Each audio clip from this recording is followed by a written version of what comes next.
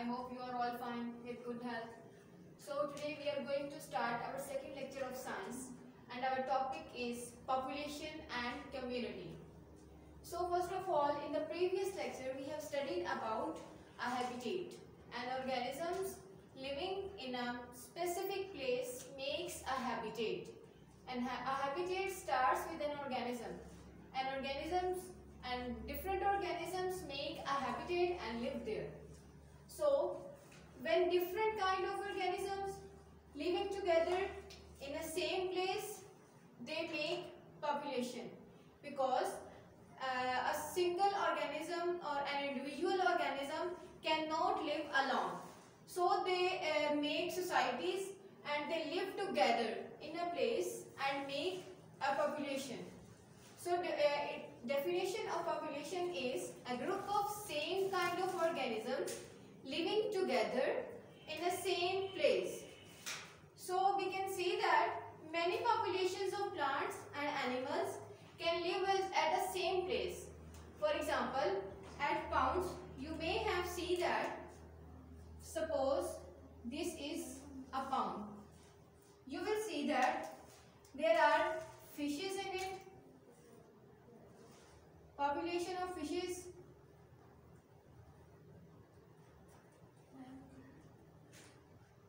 there, and maybe there may be some frogs, there may be some plants,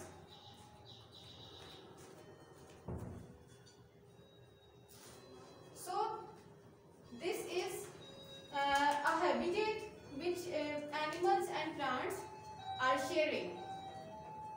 So let's discuss community. When different populations sharing a common place, they make a community. When different populations live at the same place, they form a community. Different populations of which, suppose we all humans are living at one place, we make a population. This is one group of population. And if we talk about birds, if all birds are living in the same place, they make one population. So when different populations share a common habitat, they form a community. They form a community. In a community, some factors are important. So they need living and non-living factors. What are living factors? That can breathe. For example, plants and other animals, and non-living things, water, air, these are some non-living factors. So let's see how community is developed. First of all, there was an organism.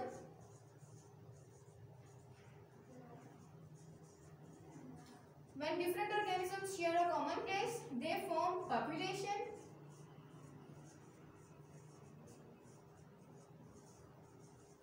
When different groups of population share a common habitat, they form community. Now we will discuss some factors which affect community. These are some living and non-living factors. So let's discuss non-living factors that affect the community.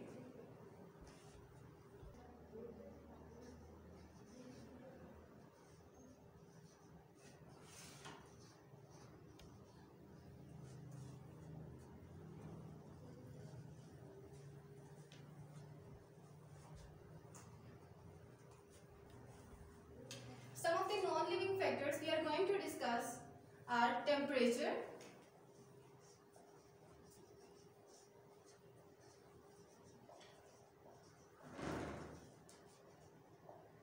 water,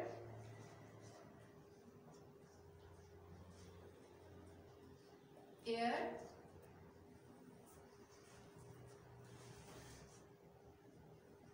sunlight,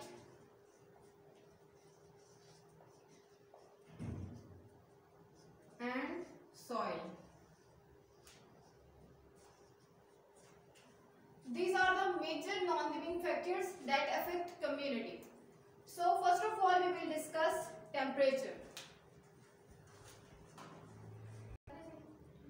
So we will discuss temperature. In some regions, temperature never remains same start.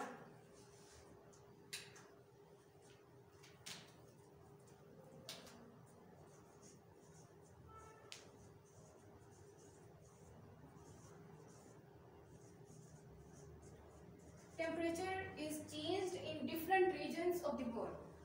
So some regions are very cold. These regions are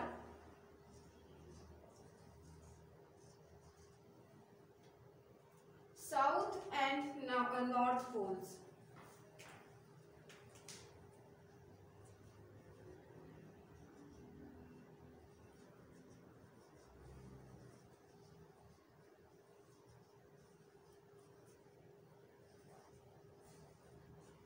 These places are extremely cold, so that's why animals and plants cannot live there, except some of the animals that can live there. These animals are penguins,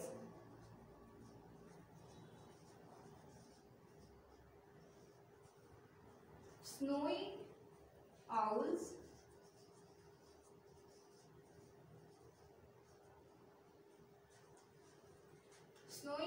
polar bears,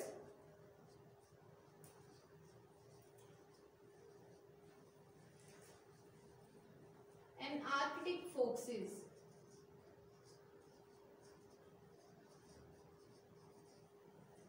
So just these animals can live at the cold places. Other plants and animals cannot survive on these places.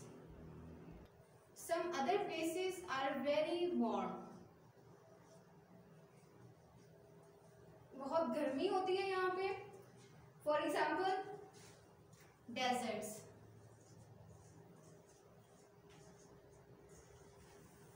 So deserts are extremely warm places.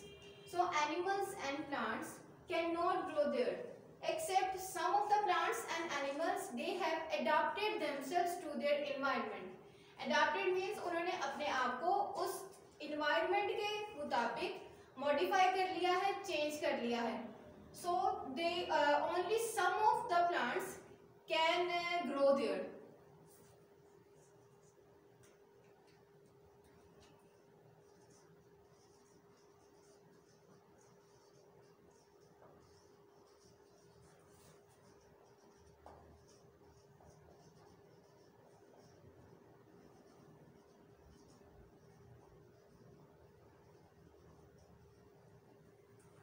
So the plants and animals which have adapted themselves to the warm environment, they cannot grow in the cold environment. So they cannot grow in the polar regions. So the example of the plant that has adapted themselves to the desert environment is cactus.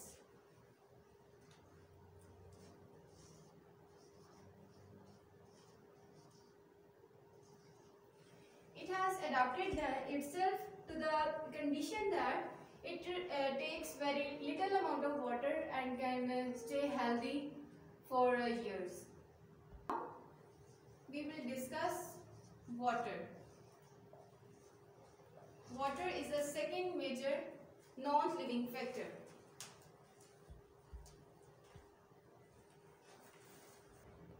The animals and plants living in water are called aquatic plants and animals. Some of the plants in water, some of the plants and animals need a lot of water. They cannot live without water.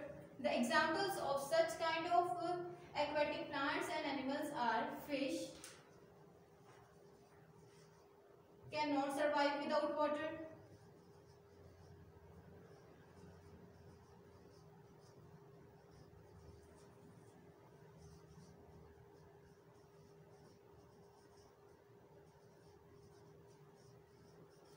And the aquatic plant that cannot survive without water is water lilies.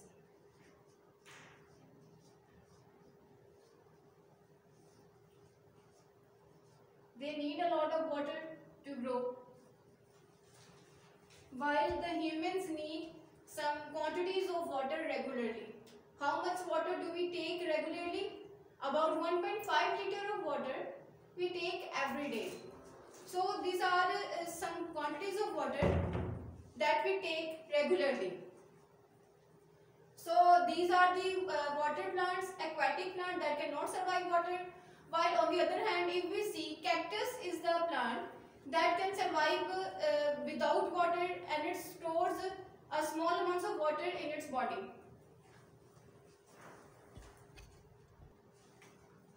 So aquatic animals and plants are also living things, and living things need oxygen to breathe. So where do the aquatic animals take oxygen?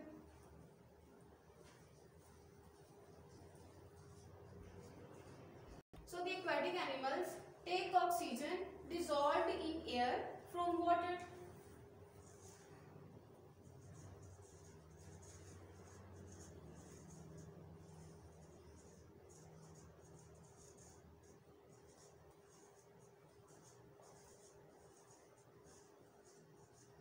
So there is a proper mechanism that aquatic plants can breathe underneath water also. So I have write 3 questions on the whiteboard. So note these questions. In the previous lecture we studied about the habitat and different examples we discussed in that lecture. And the second question we studied it today. Differentiate between population and community. And third question we also discussed it today. How do aquatic animals get oxygen dissolved in air?